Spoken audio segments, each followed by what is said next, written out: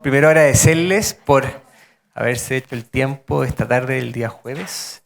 Primera vez que lo hacemos a las 6 de la tarde. Estábamos una apuesta ahí con el DAEM de Recoleta que nos dijo a las 6, una buena hora para que puedan venir profesores de los colegios también. Acá estamos, grande, aliados del DAEM de Recoleta.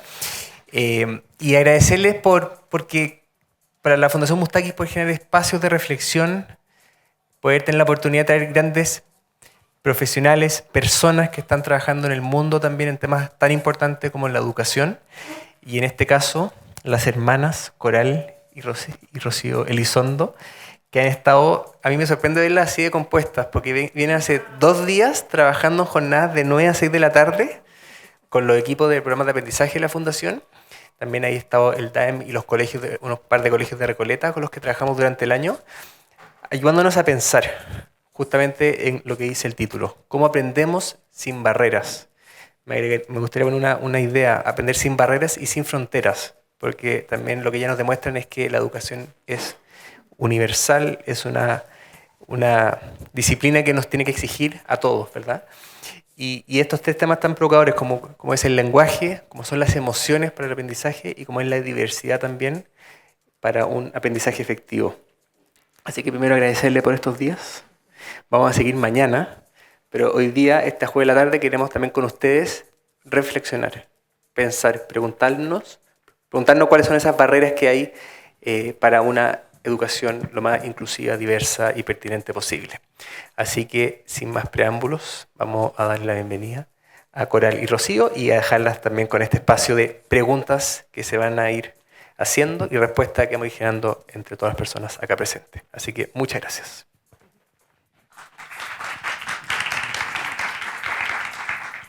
Pues muchas gracias, Domingo. Bueno, para nosotras es un placer estar hoy aquí. Hemos preparado este pequeño Mon petit coin, ¿no? Que Paula le gustaba cuando en clase hablaba en francés, porque a ella le encanta el francés, nos hablaba de moyenne. Es un pequeño espacio precisamente para la reflexión. Este va a ser nuestro camino, quiero que lo veáis. Tenemos aquí la chuleta para no despistarnos nada. Primero serán unas preguntas relacionadas con mirar. Yo le haré preguntas a Rocío, Rocío me hará preguntas a mí y al terminar queremos que hablemos en el público, o bien nos lanzamos una pregunta y la contestáis, o bien nos hacemos otra pregunta, ¿vale? Esa es un poquito la dinámica. Ya sabe Teresita que hemos estado 2 días, que me encanta reflexionar. Creo que es súper importante tener estos espacios, estos tiempos para reflexionar sobre la educación. Mirar está relacionado con cambiar la mirada para poder ver lo invisible, en este caso, pues todas las barreras que podemos encontrar o incluso mirar al propio contexto o mirar a la persona, y podríamos hablar también de respeto, de identidad. En nuestro camino de esta tarde, la segunda parada será nombrar, y ahí lo vamos a relacionar con la importancia del lenguaje, ¿no? Cómo nombramos, cómo hablamos, cuál es nuestro lenguaje y, sobre todo, porque las palabras van a construir nuestra realidad, la que nosotros queremos hacer. La siguiente parada está relacionada con sentir. Aquí ya sabéis que Rocío es la experta, Rocío, y está relacionado con una experiencia pues emocional, con todo el tema de los vínculos. Ahí hemos puesto la palabra cuidado. Y yo incluso, bueno, tengo aquí una pregunta que os haré después, ¿vale? Esa me la dejo. Yo os digo que Rocío es la especialista porque realmente lo es, y os voy a contar algo que yo creo que la emoción siempre se ha visto como un complemento, ¿verdad? Como un complemento pedagógico, pero nunca termina de cuajar. Pero de eso, si os parece, hablamos después. Luego tenemos que diseñar. Es lo que hemos estado haciendo estos días, diseñar para la variabilidad. Estaba hablando con Pamela cuando hemos venido, nos conocimos hace un montón de años y nos unió el diseño universal para el aprendizaje, y estábamos hablando precisamente de ese tema, de ese diseño, ¿no? Cómo podemos diseñar para todos los estudiantes. Y por último, algo muy importante que es pertenecer, formar parte de. Yo os puedo decir que estos 2 días me he sentido, bueno, lo hablaba con Rocío, como parte ya casi de Mustakis, ¿no? han sido tan intensos y me habéis dado tantos besos que es que ayer hasta el taxista nos besaba. O sea, es que yo digo, pero qué majos son aquí en Chile. Son majísimos. Bueno, pues esta es un poquito, en lugar de hacer 2 conferencias, pues decidimos unirnos las 2 y hacer esta tertulia compartida, ¿vale? Entonces primero hablamos nosotras y luego lanzaremos una pregunta o la lanzáis cualquiera de las personas del equipo. Voy a marcar los tiempos, que ya sabes que nosotras para eso somos un poco cuadriculadas. Son y 20, entonces yo creo que hasta y 10 podemos estar hablando, ¿vale? De I10 a I20 y 25 podemos ir terminando la tertulia, haciendo más preguntas, para I30 estar todo fuera ya, ¿no? Que era... ¿Os parece bien las cuentas? Y tú nos vas guiando, ¿vale? Bueno, pues si quieres, Rocío, empezamos, ¿vale? Empezamos con el bloque de mirar. Un momentito. Ah, vale. Sabéis que somos hermanas. Bueno, muchísimas gracias, ¿vale? A todos los que estáis aquí, a la Fundación Mostaki, por traernos hasta aquí. Entonces, yo voy a empezar lanzando una pregunta que no está ahí, pero que tiene relación con el aprendizaje. Coral y yo somos hermanas. En plan de broma decimos que somos hermanas gemelas, lo que pasa que ella nació 13 años antes que yo. ¿Qué le vamos a hacer? Tenía prisa por nacer. Pero al ser hermanas hemos vivido en la misma familia y la pregunta que os empiezo a lanzar es, habiendo vivido en la misma familia, con la misma educación, ¿creéis que hemos tenido el mismo aprendizaje o hemos aprendido de manera diferente? Diferente, es efectivamente. Bueno, pues nos vamos al bloque número 1, mirar. La pregunta que nos va a guiar durante este bloque es ¿dónde empiezan realmente las barreras? Y esta es la pregunta que os haremos al terminar, ¿vale? Empieza Rocío haciéndome una pregunta. Aquí menos mal que lo tenemos apuntado, ¿eh? La pregunta que te lanzo, Coral, es ¿y si muchas de las dificultades que vemos en el alumnado no estuvieran en el alumnado? Bueno, pues esta pregunta yo creo que es la clave, tanto en España como en Chile utilizamos el concepto de atender a la diversidad. Fijaros que ahí hay un sesgo enorme, ya de primeras, porque estamos pensando que solo hay unos estudiantes que son diversos y que tengo que atender de forma diversa. Si yo no rompo con esta idea, va a ser difícil que pueda seguir avanzando en la educación inclusiva. Esa es la primera noción, ¿no? Y luego pensar que cuando hablamos de atender a la diversidad, de atender a los diversos, y sobre todo, ya hablaremos de eso también, de la etiqueta, del diagnóstico, tenemos una mirada muy negativa, muy basada en el déficit, hacia los estudiantes que tenemos que atender porque son diversos. La mirada es diferente, la mirada, y de esto no es algo que sea novedoso, o sea, esto es que llevamos un montón de años, pero no termina de cuajar, ¿no?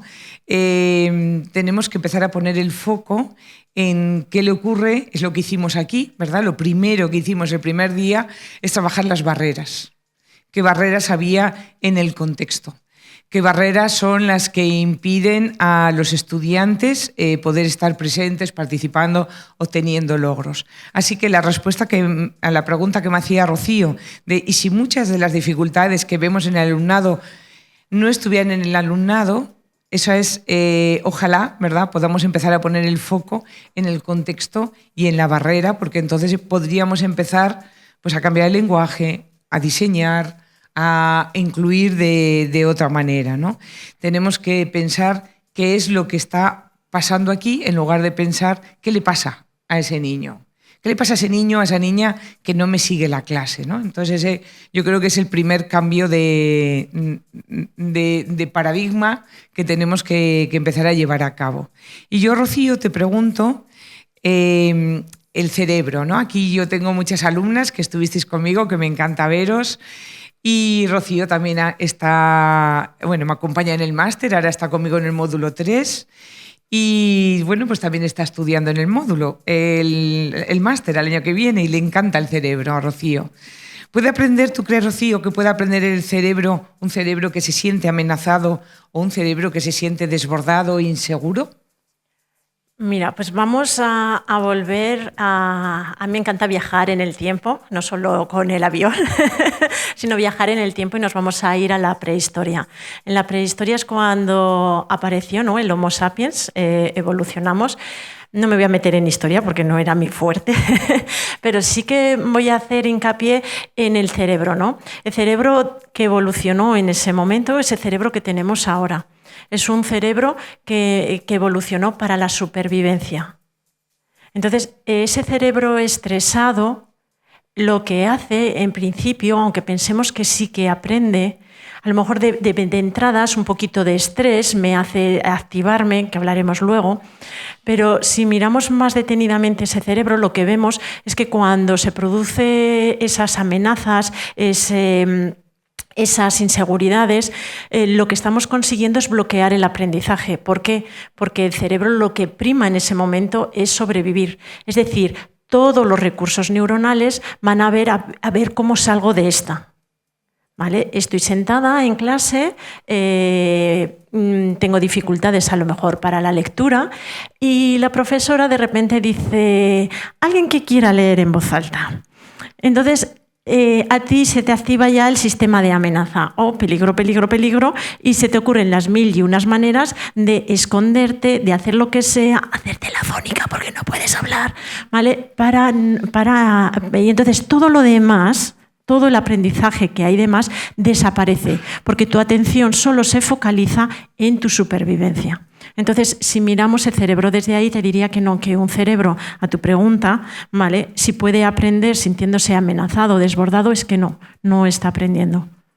Claro, eso lo relacionaremos después con el punto número 3 del sentir, del cuidado, de la importancia de que la educación emocional no sea un añadido pedagógico de adorno, ¿no? Porque entonces, claro, la idea, la mirada que tenemos que hacer es no eliminar el malestar, porque ese malestar sino que enseñarles, ¿no?, enseñar a habitar y enseñar herramientas a reconocer, que es lo que hemos estado viendo estos días también, a reconocer ese malestar en mí y qué herramientas tengo yo incorporado para poder gestionar, ¿vale?, gestionar esta amenaza, este estrés que va a aparecer en clase. Pero fijaros que al fin y al cabo este cerebro estresado también son barreras externas, ¿no?, que pueden venir por barreras externas. Así que mi pregunta estaba relacionada con las barreras del contexto, por ejemplo, y la pregunta de Rocío podría responderse desde unas barreras más emocionales, ¿qué tipo de barreras, ¿no? Pues te sigo haciendo otra pregunta, Coral. Hablamos mucho de diversidad, tú hablas siempre de diversidad, pero ¿tú crees que seguimos diseñando la escuela para un estudiante promedio que no existe? Efectivamente, mira, os voy a contar una historia también. Me decía Paula me decía, el libro de neurodiversidad es el que más me gustó de todos los que has escrito. Digo, es el más mío y también el más vuestro, sobre todo mis alumnas, porque era el módulo número 3, ¿no? Viajábamos a Moyenne. Entonces allí contaba la historia que a finales del 17, principios del 18, un astrónomo que veía las estrellas belga, que se llamaba Quetelet, utilizó las matemáticas con las que calculaba la distancia a las estrellas para medir y categorizar a los humanos, ¿vale? Entonces era como pues, la media, la desviación típica, bueno, sobre todo la media, ¿no? Entonces él empezó a hablar, y todavía existe hoy, lo que es el índice de la masa corporal, es de este señor, que mide los kilos y la altura. Ya sabéis que ahora se está cuestionando ese índice de masa corporal, pero estoy hablando de finales del 17 y principios del 18. Pero no nos cuestionamos el hacer la media aritmética para unos exámenes o el hacer la media para pensar, estamos en quinto de primaria, todos los estudiantes chilenos de quinto de primaria tienen que saber leer, escribir, ¿no? Y seguimos pensando en la media. él hablaba incluso de que el hombre promedio era la perfección. Estaba loco con el promedio, pero muy loco. Y como era belga-francés, pues lo moyen, ¿no? Moyen, como nosotros en el máster. Un poquito más tarde, tampoco mucho más, principios del siglo XVIII, Francis Galton, él utiliza lo mismo, está también loco con el promedio, pero él dice, no, el hombre promedio es el mediocre. Hay por encima unos hombres que son superiores a él y por debajo otros que son, les llamaban entonces imbéciles, idiotas, ¿no? Fijaros como la importancia del lenguaje. Estoy hablando del siglo XVIII, estamos en el siglo XXI y por eso yo creo siempre que el promedio es una tiranía, nos tiraniza pues la altura, el peso, parece que tenemos que ser todos el hombre perfecto, la mujer perfecta, ¿no?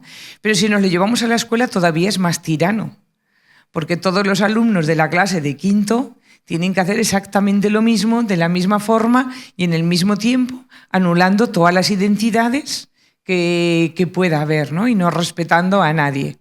Si seguimos avanzando, el siglo XX no penséis que fue mucho mejor. El siglo XX aparece el DSM, ¿vale? El 1, el 2, el 3, el 4, el 5, hasta ahí. Y entonces se vuelven locos con categorizar. Y cada vez el DSM era más gordo. El 5 mucho más gordo que el 4, que el 3, que el 2. Y empezamos a buscar categorías de enfermedades mentales. Pero lo más gordo es que nos lo llevamos a la escuela.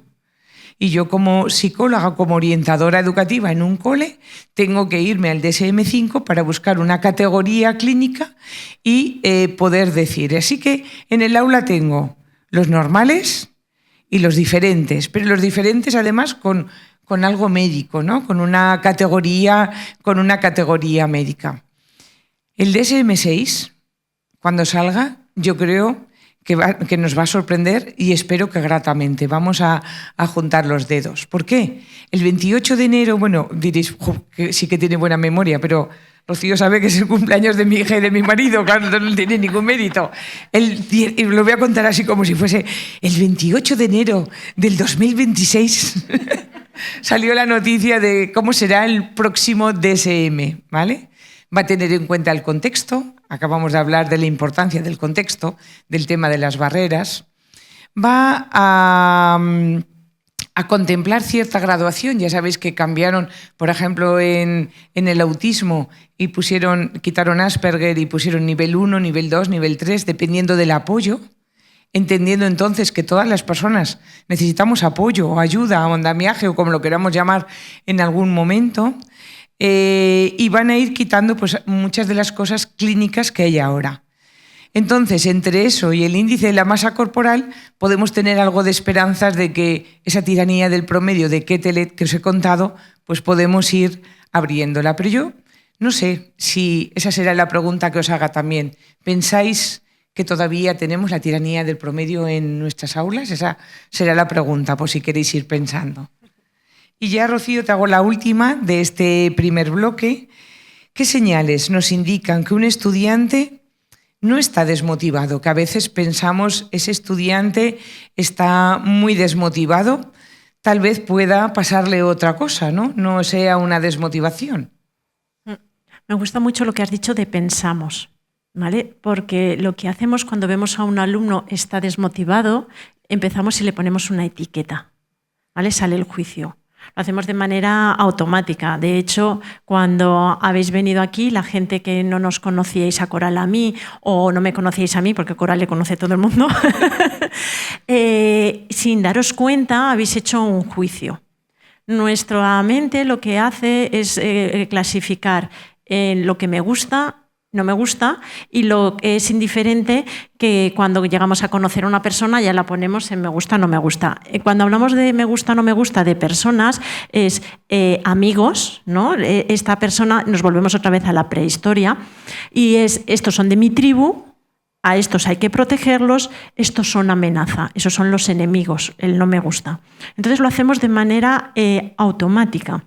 Entonces, lo bonito de esto es darnos cuenta. ¿no? Darnos cuenta de ese juicio que sale automático, no juzgarnos tampoco a nosotras por tenerlo, porque es algo que es natural y que nos ha servido, ¿vale? Pues si no, no estaríamos aquí donde estamos ahora. Entonces, ¿cómo nos damos cuenta, no? Lo primero es darnos cuenta de que estamos haciendo ese juicio, de que estamos diciendo, fíjate qué vago, ¿vale? Qué vago es que no hace nada. Y entonces yo ahí me lanzaría una pregunta y me diría realmente, ¿qué le está pasando a este alumno para que no pueda estar accediendo al conocimiento, no quiera estar realizando la actividad? Entonces ahí lo primero que haría sería investigar, ¿vale? Preguntar, a lo mejor nosotros llamamos orientadoras, aquí no sé cómo lo llamáis, a los psicólogos que están en los centros, demás, preguntar a ver qué información tiene sobre ese alumno, sobre su familia, ¿sabes? Sobre todo ese contexto que ha vivido, sobre toda esa mochila que ha cargado. Si tampoco hay mucha información, pues intentaría tener una reunión con la familia, a ver qué información me dan y sobre todo hablar con el alumno. ¿Vale? Acercarme al alumno y hablar con él, preguntarle, oye, pues me he dado cuenta, ¿vale? Que en clase a veces te despistas, no atiendes. ¿Qué necesitas? ¿Vale? A mí me parece súper importante el preguntarle a cada persona qué necesita. ¿Qué necesitas? ¿Qué puedo hacer yo por ti? ¿Qué puedo hacer? ¿En qué te puedo ayudar yo para que tú pongas interés en lo que estamos dando en clase, en lo que estamos haciendo? Entonces yo la mirada la haría ahí, cambiaría hacia ese juicio que nos sale internamente y rápidamente, hacia una mirada hacia el exterior, de investigar, de preocuparme y sobre todo de hablar con ese alumno o con esa alumna y hacerle partícipe de ese proceso de aprendizaje y de buscar esas soluciones, esos andamiajes que nos decía Coral que puede necesitar. Pues os parece, os lanzábamos 2 preguntas, ¿os acordáis? La primera es ¿dónde empiezan realmente las barreras? Y la segunda es la que os he dicho yo, ¿pensáis que todavía estamos tiranizados por el promedio? ¿Vale? Ir contestando a la que queráis. ¿Dónde empiezan realmente las preguntas? Y si estamos tiranizados por el promedio. Contestar quien queráis y nosotros, si no, seguimos hablando, ¿eh? O si queréis lanzar alguna pregunta, también podéis, ¿eh? Hola. ¿Quién quiere? Venga, tenemos a Marcela. La primera, esa voy a contestar. Por lo menos lo que he podido detectar yo es que las barreras comienzan en las creencias de las personas. Todo lo que hacemos tiene un sistema de creencias, o sea, no hay nadie que practique algo sin tener una idea de lo que es correcto versus lo que no es correcto y todos estos sesgos que hay, ¿cierto? Entonces, me hace mucho sentido lo que Rocío decía respecto de cambiar esa percepción y eso es lo más difícil porque la técnica la puedes aprender, ¿cierto? Pero cambiar los sistemas de creencias exige un proceso de introspección crítica que no es fácil. Y cuando trabajo con algunas comunidades, lo primero que les digo es como yo no soy inclusiva, usted tampoco lo es. Desconfíe si alguien le dice en este colegio somos inclusivos, en esta universidad somos inclusivos, porque eso no existe. Nadie es 100% inclusivo. Fuimos creados en un sistema en el que tenemos creencias que cuesta mover. Entonces, como reflexión es que esas son las primeras barreras, las creencias. Me encanta lo que dices. Para eso, fijaros que tendríamos que crear espacios y tiempos para hablar y reflexionar, porque el cambio está en uno mismo. Pero para eso, ¿verdad? Enriquecernos, hablar, dialogar, ofrecer el turno de palabra. Yo también quiero añadir que también me encanta lo que has compartido y que cierto es, ¿vale? Porque es lo que os decía. Es darnos cuenta de esas creencias que tenemos, que algunas incluso nos limitan, no nos dejan avanzar y desde ahí, pues eso, generar ese cambio. Y no castigarnos con nosotras mismas ni con nosotros por tener esas creencias, ¿vale? Porque es lo que os decía, es algo innato, es algo que el cerebro ha necesitado hacer esa clasificación de los que son amigos y que pertenecen a la tribu de lo que podía ser la amenaza. Y simplemente con el hecho de darnos cuenta y tomar conciencia, esa creencia se va deshaciendo. Gracias. Gracias, Marcela. Marcela trabaja en la Universidad San Sebastián, está a cargo ahí del área de inclusión de estudiantes. Y ahora es que Domingo me sopló que por favor presentáramos a las personas. Entonces, ¿quién eres tú? Cuéntanos y ahí nos cuentas tu comentario. Bueno, hola. Mi nombre es Bárbara y bueno, tengo 2 trabajos. Trabajo acá en la Fundación Mustaki en el taller de robótica como psicóloga y también trabajo en un colegio como psicóloga en el programa de integración escolar. Y bueno, la verdad quiero hablar como de las 2 preguntas. Es súper difícil, yo encuentro la situación acá en Chile. La educación genera barreras en sí. Ahora yo trabajo en un colegio que es súper vulnerable, de Pedro Aguirre Cerda, en donde hay muchas dificultades en todo ámbito de los niños, en el ámbito social, económico, todo cognitivo también. Cada vez en las escuelas hay más necesidades educativas especiales y los docentes y bueno, todos los profesionales en sí como que están colapsando, con muchas como dudas de cómo poder intervenir y de cómo poder ayudar a los estudiantes y muchas veces como que se quedan sin metodología o formas de poder, claro, recursos, porque es muy difícil y como que la ley no ayuda tanto, como que dice tienen que hacer, pero no ayuda mucho en cómo uno puede ayudar a que los niños tengan un aprendizaje y poder como ir equilibrando, porque, bueno, hablando de mi experiencia, en los cursos hay mucha diferencia entre todos los estudiantes. No sé, hablando de sexto básico, hay niños que están bien, como dicen, promedio, pero hay otros chicos que justamente no saben leer, algunos que no hablan, que no, o sea, como que hacen actividades muy básicas, como que pueden hacerlo de unir cosas, encerrar, pero no saben escribir. Entonces como que los profesores están colapsando ante todo eso. Y como que tienen la motivación de poder encontrar formas, pero es muy difícil. Entonces es como, ¿cómo podemos ayudar a esas barreras?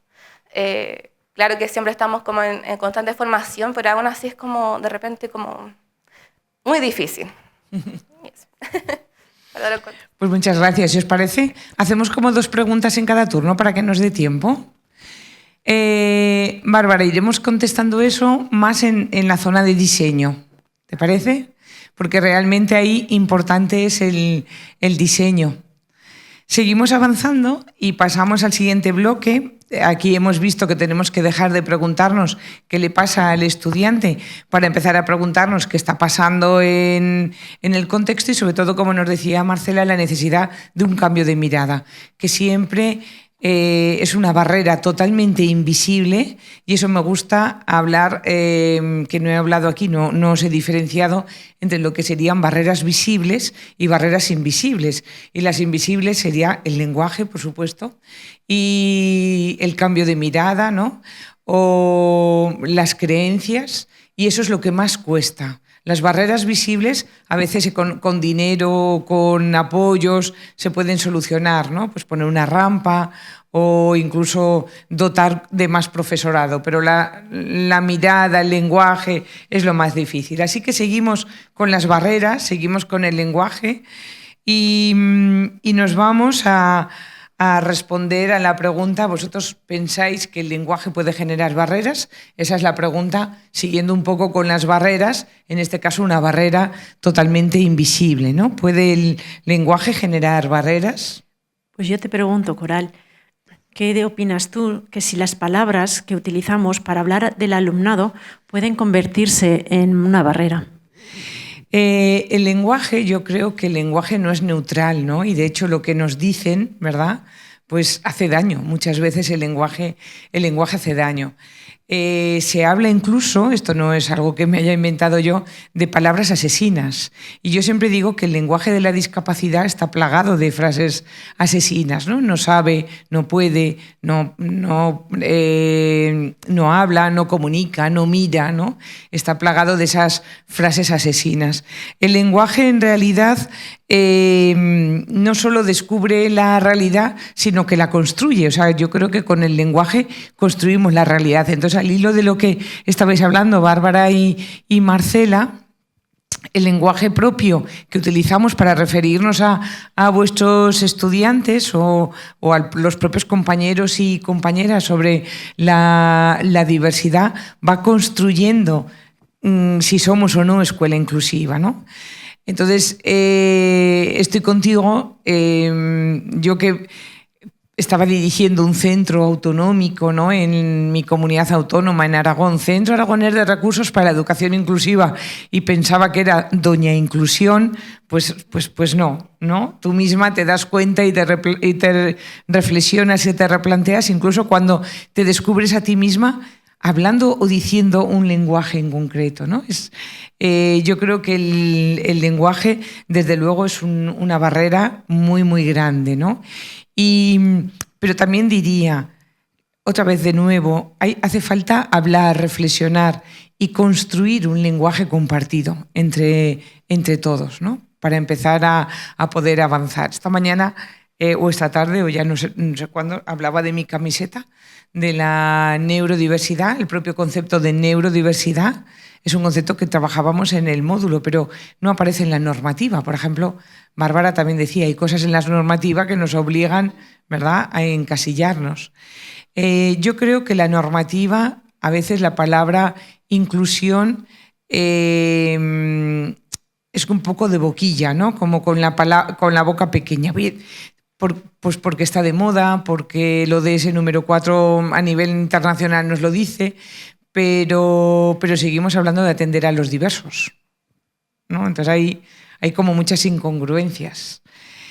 Yo, Rocío, te pregunto, ya veis que a Rocío siempre le hago preguntas emocionales. ¿Qué ocurre emocionalmente cuando una persona escucha una y otra vez, ¿no? Ese estudiante desmotivado que decíamos antes, pues eres una vaga, estás desmotivado, es que contigo ya no puedo hacer nada, ¿no? ¿Qué ocurre cuando una y otra vez eso lo escuchan lo que no pueden hacer? Vale, pues ya sabes que a mí me encanta irme a la experiencia, y lo que vamos a hacer es irnos a la experiencia. Cerrar los ojos. Y os voy a decir unas palabras, y lo que quiero es que llevéis la atención al cuerpo a ver cómo os estáis sintiendo. La idea es darnos cuenta de las sensaciones que están apareciendo, las vamos a clasificar en agradables o desagradables, ¿vale? Qué bien estás haciendo este trabajo. Mira qué bonito te está quedando. Se nota que estás poniendo todo el cariño, todo el interés. Te estás esforzando muchísimo. ¿Tú crees que podríamos hacer alguna cosa para mejorarlo? ¿Cómo os habéis sentido? Bien. ¿Vale? Menuda mierda de trabajo que acabas de hacer. Es que no puedes hacerlo mejor. Fíjate, tus compañeros cómo lo hacen. Así no vas a llegar a ninguna parte. ¿Cómo os habéis sentido? Fatal, me he sentido hasta yo fatal diciéndolo. ¿Vale? Entonces, fijaros, ¿qué está pasando ahí? ¿Vale? Emocionalmente estamos condicionando al alumnado con nuestro vocabulario, con nuestra manera de nombrar. Y fijaros que no solo es el contenido, sino también el tono. Yo he cambiado el tono de la manera de decirlo. ¿Vale? Entonces, muchas veces el contenido que decimos, dices, si tampoco le he dicho nada malo, ¿vale? Pero ¿y el tono que hemos utilizado cuál era? ¿Vale? Ese tono de autoexigente, de que tienes que llegar. Entonces, aquí quería traer a Hati. que nos habla, Jati hace el metaanálisis de los metaanálisis, cogiendo los estudios más grandes y buscando de lo que ha encontrado es que a nivel educativo lo que más influye en ese aprendizaje son las expectativas. Las expectativas que tenemos los profesores de nuestro alumnado. Hay un estudio, ¿vale? El efecto Pigmalión, también muy interesante, que separaron dos grupos, ¿vale? Imaginaros, la clase A, la clase B. A los profes les dijeron, la clase B son maravillosos, son súper estudiosos, les hablaron genial de ellos. Y la clase A les hablaron fatal. Realmente, la clase B académicamente, si nos vamos a ese promedio, tenía mejores resultados que la clase A. Pero a los profes le dijeron exactamente lo contrario. ¿Qué pasó al final? Estos alumnos brillaron y estos fracasaron. ¿Vale? Entonces hay que tener muchísimo cuidado cómo trabajamos, cómo nombramos, cómo decimos, ¿vale? Tenemos que tener muchísimo cuidado con esas expectativas que tenemos puestas sobre el alumnado. Sí, yo incluso voy mirando todo el rato el reloj, Rocío, son -10. La pregunta mía se la vas a lanzar al público y luego contesto yo. ¿Vale? Quien quiera que conteste. Vale. Que conteste una persona. Ahora voy a ir limitando para que vale, no pues dé como tiempo. no queda tiempo, yo la mía la voy a contestar a raíz a continuación de esta y así ya lo cerramos. Entonces, fijaros, con esas expectativas nos tendríamos que ir también a nuestro diálogo interno. ¿Vale? Porque el cómo hablamos a la gente externamente tiene que ver con cómo nos hablamos a nosotros internamente. Ese diálogo interno empieza a aparecer a los 3 años, cuando empezamos a hablar hacia afuera, empezamos a hablarnos hacia adentro. Y se termina de estructurar a los 7 años y nos acompaña desde entonces hasta ahora. ¿Y ese diálogo interno de qué se alimenta? Del diálogo externo, es decir, lo que recibimos, de lo que nos hablan nuestros papás, de lo que nos hablan nuestros hermanos mayores, de lo que nos hablan pues eso, de lo que nos hablan nuestros docentes. ¿Vale? Ese pequeño círculo que tenemos. Entonces, por eso es muy importante cuidarlo. Y ahora sí, os lanzo la pregunta, que hoy yo soy muy obediente. ¿Vale? ¿Qué diferencia hay entre etiquetar para comprender y etiquetar para limitar? Voy a hacer primero una aclaración.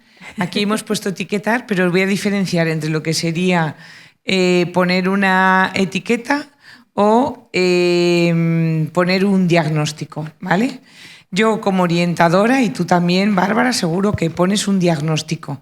Un diagnóstico que nos vamos al DSM-5 y ponemos el diagnóstico clínico, ¿vale? Trastorno del espectro autista. Altas capacidades, discapacidad intelectual. Esta sería la pregunta. ¿Pensáis que el diagnóstico es bueno, el diagnóstico es malo? La etiqueta para mí sería el lenguaje que estamos hablando. Eres un vago, es que eres una lenta, es que siempre eres la última, pero ¿no te das cuenta que han salido todos al patio? Esas serían las etiquetas. Venga, Pamela. Pamela, por favor. Parece que yo sea... Es que me encanta estar con tanta gente conocida. Soy los únicos que conozco en Chile, pero es que me encanta que estéis todos juntos. Yo creo que el diagnóstico es fundamental, pero también nos lleva a cometer errores graves, porque el diagnóstico es uno y ese diagnóstico único se le da a una gran cantidad de personas que son absolutamente diversas y variables. El diagnóstico por sí solo, entonces, viéndolo así, no nos sirve de nada.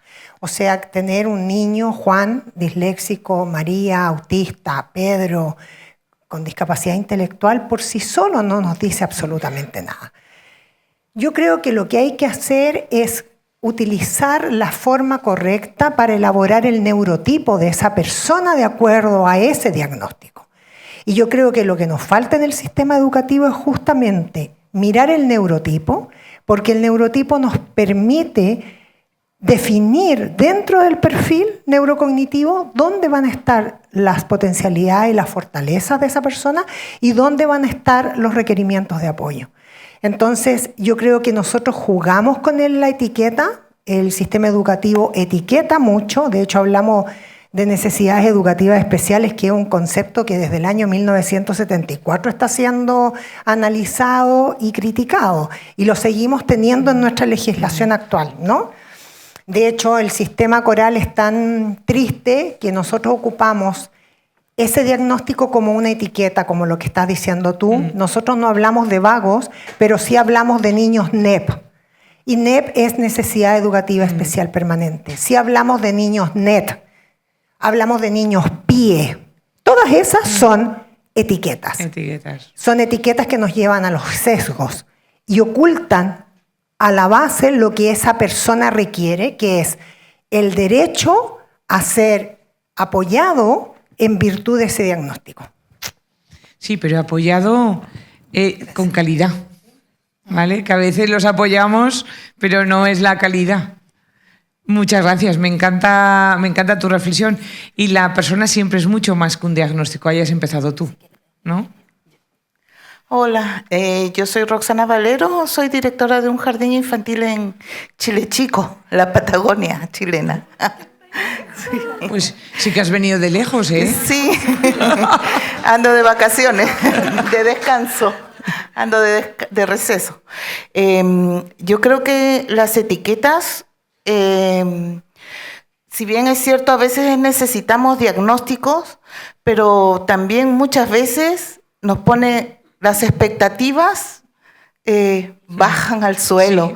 Entonces, a veces es necesario olvidarnos de esa etiqueta para que la expectativa suba, porque tanto en las familias, que es como el apoyo principal que necesitamos, la expectativa queda estancada, o del mismo docente, que en un principio se esforzaba, buscaba estrategias y esto, ¿verdad?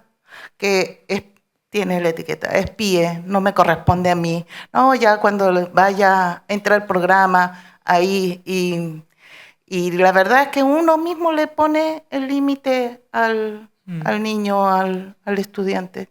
Entonces, totalmente de acuerdo. Muchísimas gracias. Pues si os parece, vamos cerrando este bloque, ¿no?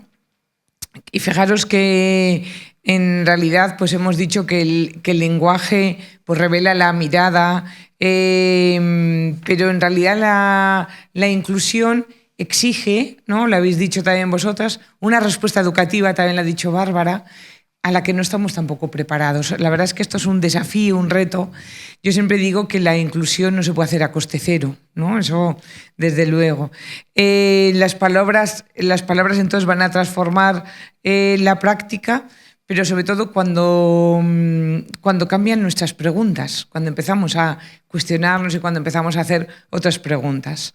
Las palabras entonces pueden abrir o cerrar puertas y nos vamos ya hacia sentir, ¿no? Pero las palabras, eso, pueden abrir, cerrar puertas, pero en realidad atravesarlas necesitamos algo más. Necesitamos sentir, necesitamos crear vínculos, necesitamos cuidados. Cuando preparábamos las preguntas, cuando preparábamos esta pequeña diálogo, ¿no? En el bloque número 3, en el bloque de sentir, nos hacíamos esta pregunta, pero ¿qué necesita una persona realmente para aprender, ¿no? Entonces yo te empiezo con Rocío y te digo, Rocío, ¿qué le ocurre al cerebro? Es un poco la pregunta de antes, por eso ha dicho, ya os lo contestaré antes, ¿no? Cuando el estrés deja de ser algo puntual y se convierte en un compañero cotidiano. Y te voy a hacer otra más, ¿vale? Sí. Le voy a hacer 2 preguntas a la vez. ¿Qué significa realmente poder crear en las aulas, en nuestros centros educativos, estos espacios emocionalmente seguros? Incluso me iría un poco más allá. En la formación de estos 2 días, el espacio era emocionalmente seguro.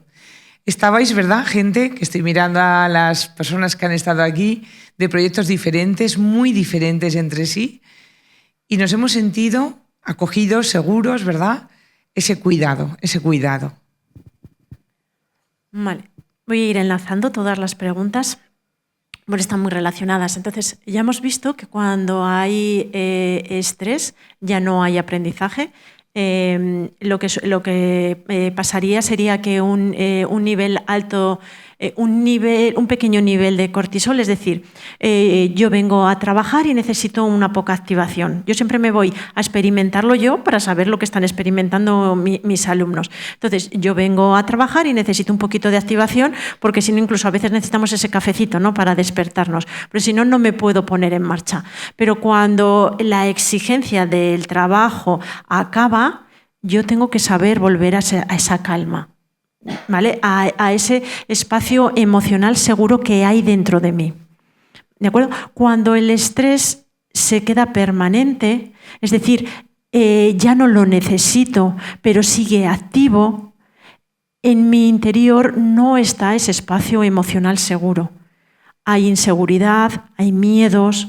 El cortisol lo que hace es activar muchísimo la amígdala, que es la que empieza a detectar todas las amenazas, aunque no las haya, y la memoria desaparece y la corteza prefrontal, que es la que me permite decir en Rocío que no hay ningún peligro, también deja de funcionar. Entonces vivimos en peligro permanente. ¿Vale? Peligro permanente, y está súper relacionado ya con enfermedades autoinmunes, etcétera, etcétera. ¿De acuerdo? Entonces, lo que tenemos que ir buscando son esos espacios emocionales seguros. Primero en el aula, como bien ha dicho Coral, aquí durante las jornadas hemos estado. Entonces, esos espacios emocionales seguros sería ese lugar donde yo soy capaz de expresarme como soy, como persona, sin que aparezca ese miedo. Entonces van a ser espacios en los que el error es acogido, donde no va a haber esa crítica, donde no voy a castigar el error, sino que lo voy a aplaudir porque es como aprendemos, ¿vale? Es como una oportunidad de mejora. Entonces yo me voy a sentir capaz de poder mostrarme tal y como soy, de poder avanzar, porque voy a ser aceptado. Sea como sea, voy a ser aceptado. Un espacio emocional, cuando hablamos me enrollo un poquito, cuando hablamos de sitios seguros, nos viene ese vínculo seguro, ¿no? Entonces, vale, yo le estoy dando al alumno lo que necesita, tiene un lugar cálido, le trato con cariño, le trato bien, pero no lo acepto, es decir, no dejo que se exprese tal y como es. Porque yo a lo mejor le limito, ¿no? Solo esta manera de expresarte, solo esta manera. Ayer cuando estábamos hablando de la creatividad, decíamos que claro, que por ejemplo, cuando somos muy pequeñitos somos muy creativos, pero les limitamos, ¿no? Tienes que dibujar una flor y te vienen con una flor y le dices, no, esa no es la flor porque no es la que estoy yo pensando, ¿vale? Porque a lo mejor la he dibujado abstracta. Entonces ahí vamos limitando. Pues aquí pasaría lo mismo. Entonces esos espacios emocionales seguros tenemos que ver que aceptemos. La aceptación tiene muchísima relación con las expectativas. ¿Vale? Entonces, sí, vamos quitando también esa expectativa. Yo tengo una expectativa alta sobre el alumnado, ¿vale? Pero si llega bien y si no también. ¿De acuerdo? Porque hay que tener cuidado también con la expectativa, ¿vale? Porque puede ser una barrera invisible. ¿De acuerdo? Entonces, lo que tenemos que permitir es que ese alumno se exprese tal y como es en cada momento, y él se sienta, y fijaros que digo se sienta, porque yo a veces proporciono todo, pero puede ser que un alumno no se sienta, ¿vale? Ante el mismo contexto pueden darse situaciones distintas. La misma familia, ya habéis dicho que aprendizajes distintos. ¿De acuerdo? Entonces, tenemos que darnos cuenta que el alumno se siente aceptado, se siente capaz y se siente parte del grupo. Cuando nuestro alumnado siente eso, podemos decir que ahí hay un espacio emocional seguro, dentro de cada uno de ellos y en todo el aula. Yo, mira, mi pregunta se la voy a lanzar a ellos también. Venga. Cuando yo empecé a trabajar en el tema de la educación inclusiva, la UNESCO, cogía yo siempre la definición de la UNESCO y hablábamos yo les explicaba, a ver, tenemos que garantizar las 3 P's. Tenemos que garantizar la presencia, tenemos que garantizar el proceso, ¿no? El progreso, presencia, participación y logros. Y decíamos presencia, participación y progreso. Presencia, participación y logros. Yo os voy a decir, estamos en el siglo XXI, aquella definición que yo utilizaba era del año 2005. Vamos a construir entre todas las personas que estamos aquí palabras que empiecen por P, presencia, participación, progreso. ¿Qué otras palabras? Y esto, Pamela, te lo vi a ti. ¿Qué otras palabras que empiezan por P? ¿Verdad que lo tenías? Porque estaba yo reflexionando lo mismo. Digo, mira, Pam, estamos tan lejos y pensando lo mismo. ¿Qué otras palabras que empiezan por P podemos unir a esta definición, ¿no? Si yo me siento presente, participando, progresando, pero ¿qué palabras que empiezan por P añadiríamos a la definición de educación inclusiva? ¿Alguna la tenemos ahí? Y Rocío también la ha dicho. Ahí está, gracias. Mi nombre es Andrea y yo acompaño a familias y a personas neurodivergentes en sus procesos de escolares. No voy a decir inclusión, pero bueno, vamos para allá. Pensé dos cosas, pleno o plena y placer, que es algo que poco se dice. Y yo siempre me lo cuestiono, porque puedo estar en la escuela, en mi caso, con mis estudiantes en la escuela, puedo quizás progresar, pero yo reflexiono, ¿sentirán placer por estar? ¿Se sentirán realmente plenos de estar? Y no tengo la respuesta, pero trato de observarlos y tratar de ver cómo propender o ayudar a también sentirse plenos, con todas sus necesidades de apoyo también. Muchas gracias. ¿Alguna otra palabra? ¿Alguna persona? Porvenir, ¿no? Esa es bonita también, que tengan un futuro, porque a veces parece que los abocamos, ¿no?, al fracaso. No sé quién lo ha dicho, pero... Vale, gracias, muchas gracias. Paula. Bueno, yo me llamo Paula, empieza con P también. Pertenecer. Pertenecer. Yo creo para mí esas claves, que cuando lo ha dicho Rocío me ha venido a la cabeza. Pertenencia, pertenencia. ¿Qué palabra tenemos aquí? Propósito. ¿Alguien más? Potenciar. Desarrollar la potencialidad, ¿no?, de todos los estudiantes. Fijaros cómo el propio concepto de inclusión tiene que avanzar, ¿verdad? Tiene que avanzar. ¿Alguna otra? Yo voy a añadir una. Para los docentes y para todos, paciencia. ¿Vale? Tener paciencia, no tener prisa en que se produzcan las cosas cuando nosotros queremos, sino darle tiempo al tiempo. Pero el tiempo al tiempo, como no empieza por P, tengo que ir a la paciencia. Son y 5, o sea que voy a pasar al otro bloque. No se trata solo, lo que hemos estado viendo, de calmar a las personas, que tienen que soportar entornos que desbordan, ¿no?, como nos contaba Bárbara, sino de cuidar y al mismo tiempo pues transformar. Yo creo que eso sí que sigue siendo vigente. La educación inclusiva es una educación transformadora y ahí es donde tenemos el gran reto, ¿no? Y aparecemos ya en el diseño. Yo creo que esa es la gran clave, que nos lleva pues a lo mejor a romper lo que estamos haciendo y empezar a diseñar de otra forma, ¿no? Aquí te voy a lanzar yo las preguntas para que nos contestes tú todo el rato, ¿vale? Si sabemos que todo el alumnado es diferente, ¿por qué seguimos enseñando como si todos aprendieran de la misma manera? Y la voy a lanzar con la otra también. ¿Qué 3 preguntas debería hacerse un docente antes de diseñar una experiencia de aprendizaje?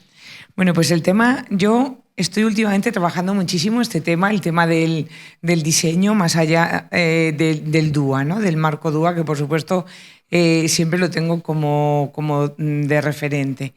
Yo creo que aquí está la clave, el gran reto y la gran dificultad. Pienso en un modelo de diseño inclusivo donde incluso manejemos capas Pensaba en los libros de cuando era pequeña, que ibas poniendo una capa y el cuerpo humano tenía de repente los huesos y tenía los... ¿no? Y al final salía el niño o la niña ya completo. En una primera capa, siempre de diseño, pero para el diseño es importante conocer a la persona. Cosas que ya estamos hablando, que incluso pues, Pamela nos ha dicho, ¿no?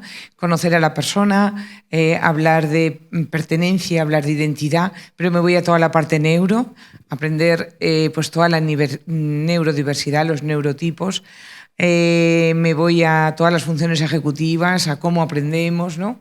Una buena base de eso, ¿no? De ese cóctel. Lo siguiente sí que sería un diseño universal para el aprendizaje que contempla, yo utilizo la metáfora, unos suelos bajos que me permita que todos los estudiantes puedan acceder a la información. Hablo de lectura fácil, de apoyo visual, de pictogramas, de todo lo que queramos, ¿no? Por supuesto, también un suelo bajo emocional. Esos serían los suelos bajos para poder acceder. Luego vendrían unas paredes anchas, suficientemente anchas, para que todos puedan participar plenamente, y ahí tenemos de nuevo 2 P's, ¿no?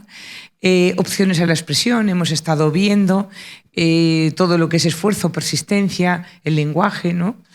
Y por último, unos techos altos. Yo creo que esos techos altos, que no pongan techos de cristal, altas expectativas, lo ha dicho también la compañera cuando ha hecho la intervención, ¿no? Que nosotros mismos limitamos a los estudiantes. Así que yo en el diseño, desde el principio, contemplo a toda la variabilidad. No espero al fracaso para poder diseñar, y ese yo creo que es el gran cambio, ¿no? Diseño para todos. Pero para esto necesito estructuras dentro del aula que me permitan organizar pues, el propio aula, medidas organizativas, que yo organice el aula en grupos, en equipos, en parejas, individualmente, ¿no? Que me permitan todo el tema de la metacognición, que me permitan diseñar itinerarios de aprendizaje, y ahí nos vamos pues, a menús didácticos, a paisajes. Hay un montón de propuestas didácticas ya que me permite atender, ¿no? Y, por supuesto, todo el multinivel. Tendría una evaluación en todas y cada una de las capas. Eso para mí es importante. Vemos la evaluación como algo malo, como algo negativo, porque lo asociamos solo a la calificación. Pero en realidad una buena evaluación me sirve para evaluar, para avanzar, ¿no?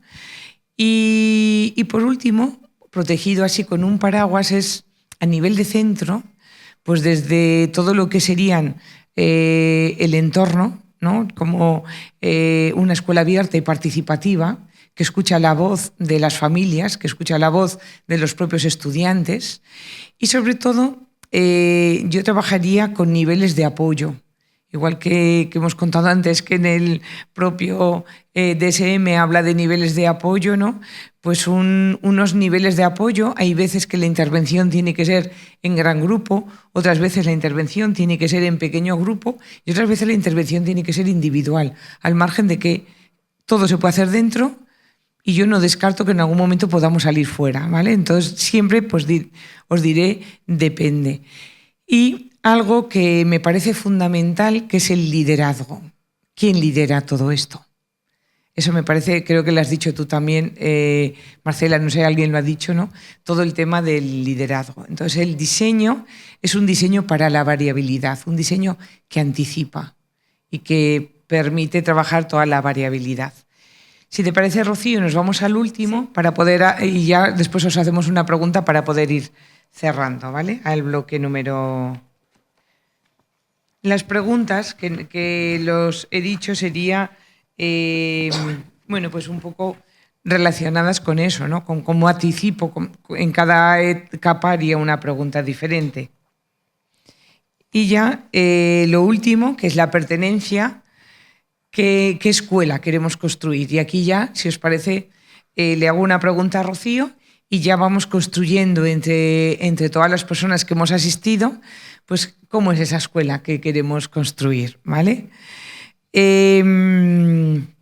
A ver, Rocío, te voy a hacer... si pudieras regalar una práctica de autocuidado a estas personas tan maravillosas que tenemos hoy aquí? ¿Qué práctica les regalarías? Vale, es una práctica que ya hemos hecho y a mí me gusta mucho porque me ha permitido conectar conmigo y darme cuenta, ¿no? Cómo estoy o desde dónde estoy haciendo las cosas. Y yo le llamo pos, para, observa y siente. Simplemente el hecho de parar ya nos permite tomar conciencia de cómo estamos. Cuando hablamos de parar es llevar la atención a la respiración.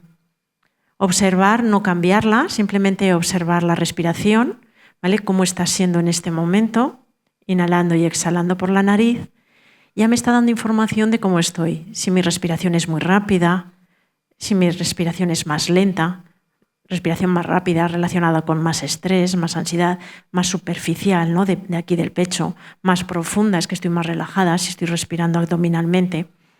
Y eso la O de observar, estoy observando, ¿no? Cómo está mi respiración en este momento, ya me está dando información. Y luego me voy al sentir, ¿qué estoy sintiendo? Entonces me voy al cuerpo a ver qué estoy sintiendo, qué sensaciones están apareciendo, en qué parte del cuerpo están apareciendo esas sensaciones. Si esas sensaciones son agradables o desagradables, porque lo que esté sintiendo yo va a estar muy relacionado con esos pensamientos que están apareciendo. Si mis pensamientos, si mi sentir es agradable, voy a tener pensamientos muy agradables. Si mi sentir es desagradable, solo me voy a estar machacando, ¿vale? Pensamientos más desagradables, más destructivos. Y me está dando información, ¿no? De cómo me siento y con qué intensidad lo estoy sintiendo. Simplemente esa pausa, que puede ser 2 minutos, 3 minutos, 5 minutos, si quiero más, pues de supuesto muchísimo más, ya me permite el darme cuenta de dónde estoy y hay un cambio muy grande. Me está permitiendo escoger, ¿vale? Parar y decidir hacia dónde quiero ir, en vez de reaccionar, que es lo que hacemos cuando vamos en ese piloto automático. Entonces yo sería la pausa que os regalaría para esos momentos de autocuidado que son tan importantes en la escuela. Porque lo que vamos a ofrecer a nuestro alumno es nuestra presencia. Y tenemos que estar muy conscientes de cómo estamos en cada momento. Pues muchísimas gracias, Rocío, por este regalito. De nada. 5 minutitos, hablamos ya y vamos cerrando la sesión. ¿Qué escuela queremos construir?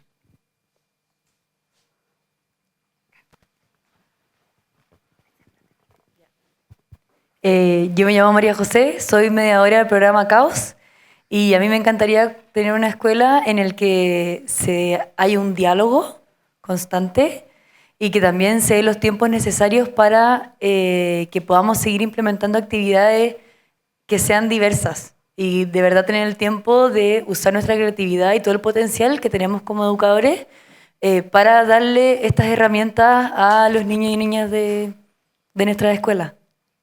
Muchas gracias. ¿Qué escuela queremos construir?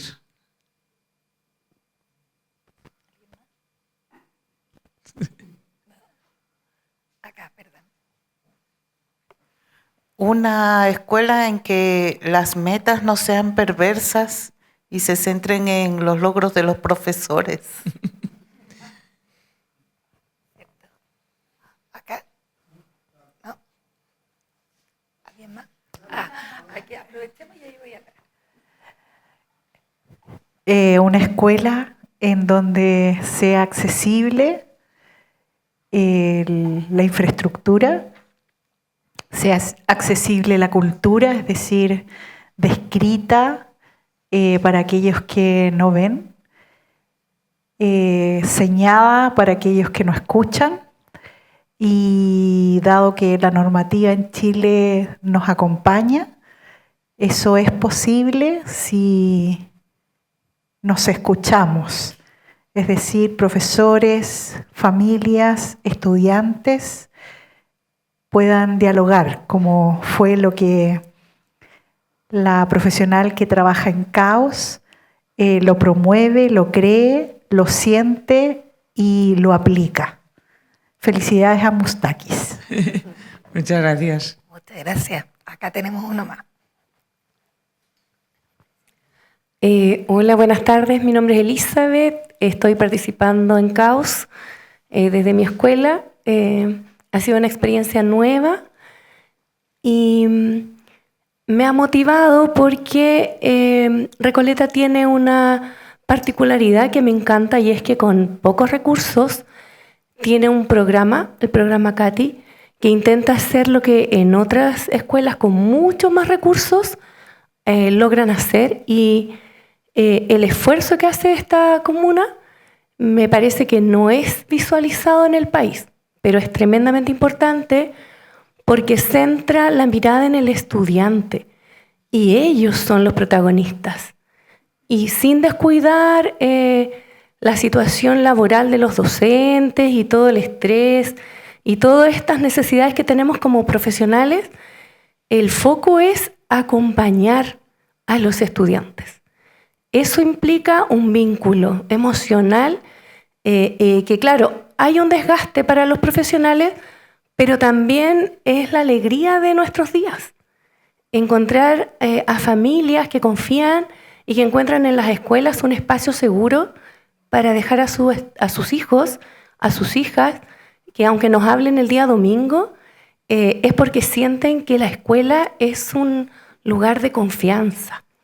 Y yo creo que eso se visualiza poco en Chile, y yo lo he visto en Recoleta con recursos públicos, pocos recursos públicos, y lo he visto en escuelas particulares donde hay mucho dinero y mucho financiamiento. Y hay logros académicos a partir de este intento de que todos somos importantes, de que todos los estudiantes pueden aprender.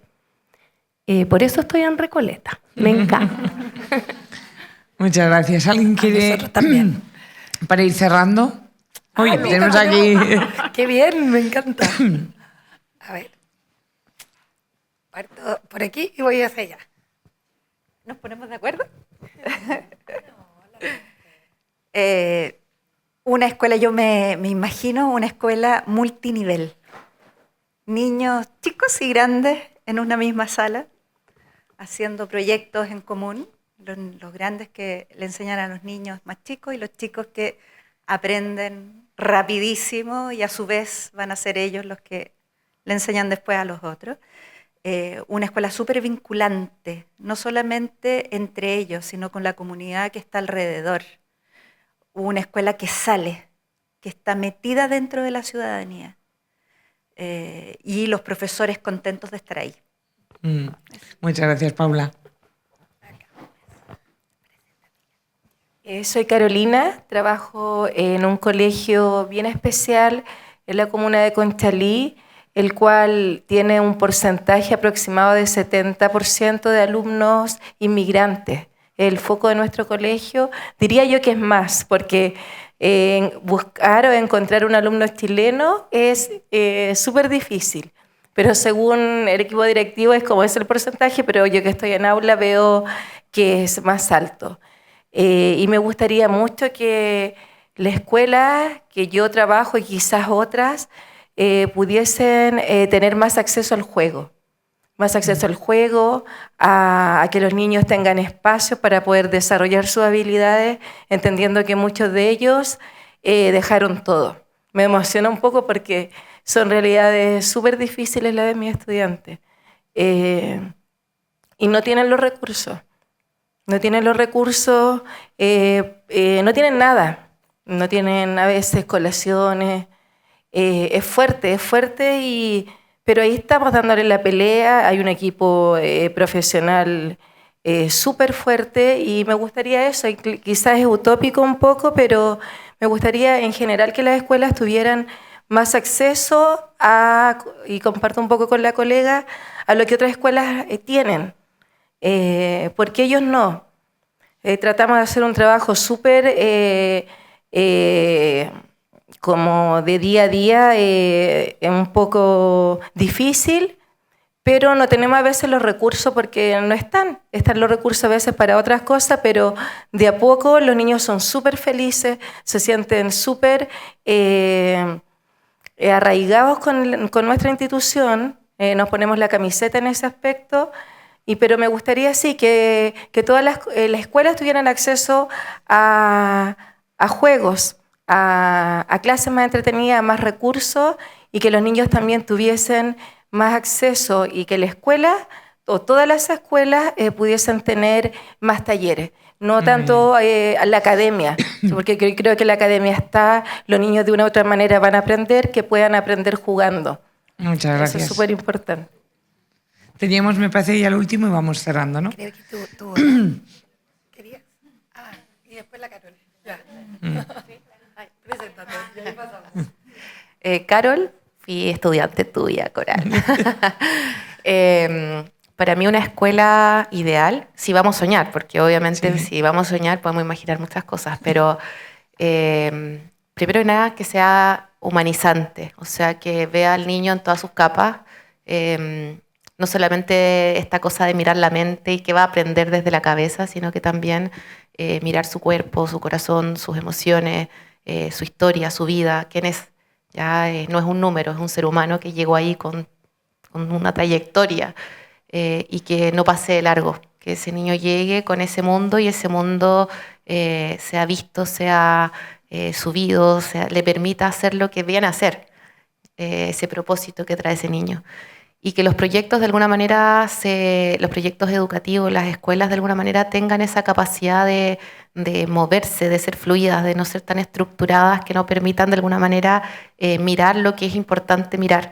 Que tengan esta capacidad de mirarse entre ellas, de mirar el contexto en el que están, en un sistema en donde mire la escuela como el lugar donde nacen las semillas y por lo tanto desde ahí sea lo más importante del sistema. Entonces, ¿cómo nutrir ese espacio de la manera más bonita, donde la creatividad, lo que decía recién la colega, el juego, los sueños no sean dejados de lado por un espacio militarizado, ¿verdad? Donde los niños llegan y como que se olvidan de quiénes son. Entonces, para mí una escuela es que mantenga el sueño del niño y que ese niño crezca de adulto sabiendo que puede seguir soñando para un mundo mejor. Para mí esa es la escuela. Pues muchas gracias. Vamos a ir cerrando. Ah, perdona. Que solo la última. Venga. Hola, muy cortito. Comparto las dos intervenciones. También trabajo en un liceo municipal donde, claro, hay 2 chilenos por, no sé, muchos estudiantes extranjeros y esto es súper importante a propósito del contexto, ¿no? Yo solamente resumiría lo que han dicho últimamente las 2 colegas, que sea una escuela más humana, que considere el contexto y que deje aparecer el niño, que no sea tan academicista, ¿no? Y tan irreal, sino que efectivamente acompañemos a los niños a que aparezca el ser humano hermoso en que se va a convertir en el día de mañana, ¿no? Pero si nosotros no los contenemos, no los acompañamos, no dejamos que aparezca todo su temperamento, sus características, ¿no? Va a ser difícil porque va a ser un ser humano que ya va a estar quebrado. Y eso, que sea más humana. Pues muchísimas gracias por todas vuestras aportaciones. Yo simplemente añadir, luego Rocío ya cierras, añadir que bueno, que la podemos construir, ¿no? Entre todas las personas que estamos aquí, que nos une pues ese amor, ¿no? Incondicional, yo creo, que hacia la educación, y que habéis venido hoy aquí una tarde de invierno pues a hablar de educación. Así que, aunque estemos lejos, Rocío y yo, vamos a seguir soñando y construyendo. Y ya sabéis que es una frase que utilizo yo muchas veces, ¿no? De Eduardo Galeano.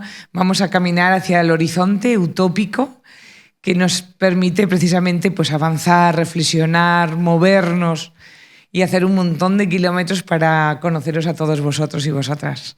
Muchas gracias. Rocío, te dejo ya.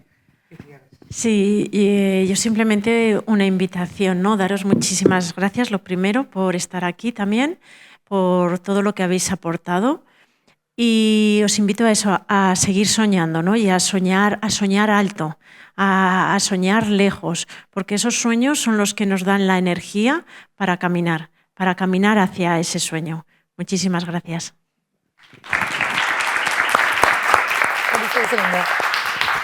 Y bueno, muchas gracias de parte también de la Fundación a Coral y a Rocío por esta linda charla, pero también gracias a todos los que han podido participar de este momento, porque nos hemos dado cuenta de que, como dicen ellas, el sueño es el mismo.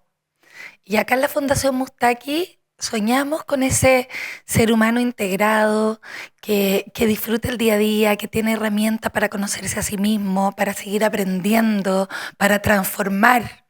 Entonces, es muy grato para nosotros contar con estas maravillosas exponentes, pero también con muchas personas que soñamos lo mismo, porque hoy día sabemos que en educación no podemos solos, ¿no es cierto? Ningún colegio va a cambiar solo, o ninguna institución o persona, por muy inteligente que sea, va a lograr el cambio, pero si cada uno aporta su granito de arena donde está ahora, el cambio sí puede ocurrir. Y nosotros hemos visto en el programa de Caos Escolar, por ejemplo, que es un piloto que tenemos este año, recién llevamos un semestre y errores hemos cometido miles. Pero ustedes vinieran para acá, a este mismo lugar, a ver cómo esos niños disfrutan del juego, trabajan cooperativamente, tienen una experiencia linda de mindfulness que después les permite trabajar más concentrados. Es un regalo. Entonces yo digo, esto lo logramos no solo en Mustaki, lo logramos porque tenemos profesores de colegio de Recoleta, porque tenemos un DAEM, porque nuestros mediadores le ponen tinca, porque tenemos un directorio que nos apoya, porque tenemos la suerte de poder traer personas como Coral y Rocío, y hoy día también porque los tenemos ustedes acá. Entonces, solo quiero terminar agradeciéndoles la profundidad de sus explicaciones, que esto haya sido profundamente participativo y abriendo las puertas de la Fundación a todos los que quieran venir a conversar, a aportar, a construir, porque juntos lo vamos a lograr. Así que un aplauso grandísimo de nuevo para que les vaya muy bien en su viaje, que se van ya mañana. Y yo voy a aprovechar de darles un abrazo de parte de todos. ¡Hombre!